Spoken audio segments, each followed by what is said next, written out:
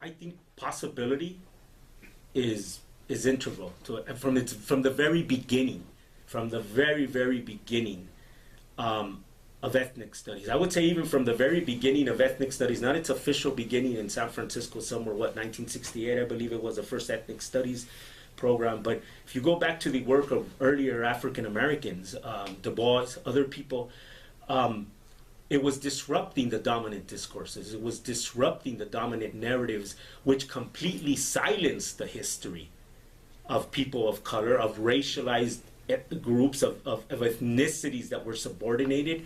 And not only did it silence a particular real history of what this country has been about for those groups, but it also recoded. It re-narrativized it to the point where you would walk out of official schooling with a certain perspective of how we got to be the United States of whether it was the 50s, the 60s, the 70s, or the 80s, without any notion. So you had the very people who were direct descendants of these histories, incapable, unaware of the very history, outside of, and I'm sure there's a powerful tradition of this in most groups, but outside of the histories that were handed down orally within families, within communities. So from its very beginning, ethnic studies was fundamentally concerned with disrupting, with challenging, with contesting the dominant narrative, and with creating, I would say, a counter-hegemonic logic, a counter-hegemonic discourse about the history of this country, the positionality of people of color in this country, and the possibility for the transformation through the agency of people of color, the transformation of this society. So I think the possibility is not only there, the possibility has always been part of why ethnic studies even saw itself as something that was meaningful to engage in.